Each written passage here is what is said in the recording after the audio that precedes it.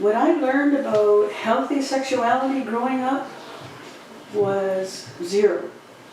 Number one, because I was raised by my grandmother, who's our saving grace, my sisters and I, and our father.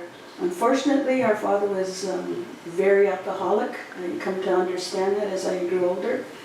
And I went through a lot of family violence because of his alcoholism. I went through a lot of sexual violence, I understand, because sexual violence is not just about intercourse. Sexual violence is also verbal. And what I learned from my alcoholic father about sexuality was every guttural name you could think of for the female body in the book. That's what I was used to hearing right from 3 years old, right through childhood and adolescence. So I learned at that very early age to be ashamed of who I was as a female, and that I had to accept being called down all the time on a daily basis, or made fun of, or degraded and ridiculed with that kind of language. But that's the past. And what I want to say now is I was on a healing journey long before I started working for Sonhatsiwa. I'm in my 21st year of frontline therapeutic work. And the value, I can't tell you enough the value of a healing journey, and how I learned, and more so as I started to work in sexual violence, I started to learn a lot more about healthy sexuality, healthy intimacy, and how sexuality isn't just about the sex act. There's so many forms of intimacy, and that I deserve to be valued as a female. So I had to unlearn the devaluing information I learned growing up, and I learned to value. One of the biggest teachers that helped me heal was our Haudenosaunee history, and knowing who I am as a Haudenosaunee female. Because to me, and what I have learned, our healthy sexuality as Haudenosaunee females goes right back to our creation story, and how Mother Earth is valued, the female is valued in our culture. We're supposed to be valued, right? And we deserve that.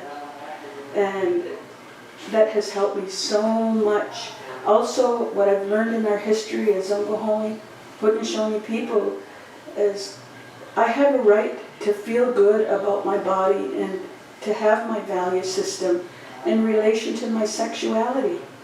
I have a right to be treated well, spoken to well, and respect. Respect is just a word. It depends what action you put to it. So respect when people have kind words for me, when I don't have to put up with being called down or degraded. Instead, I can feel good about my body now, being a female.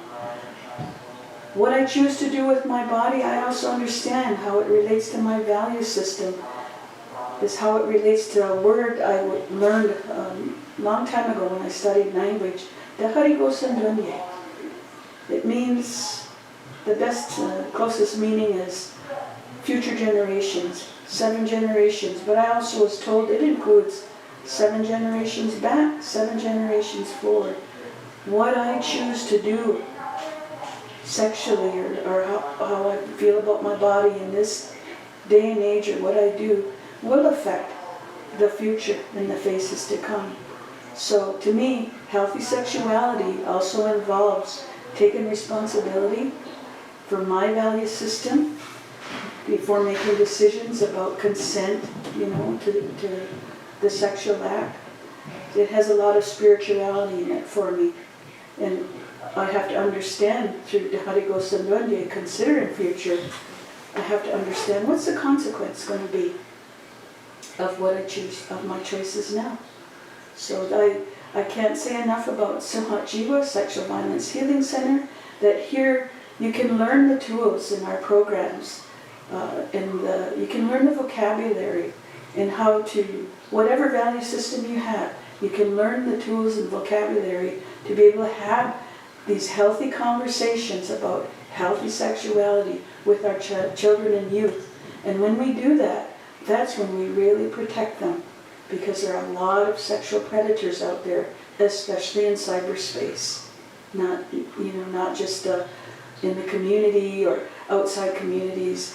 When we understand, for example, human trafficking, and that our Indigenous youth, children and youth, we're the #1 target for them right now.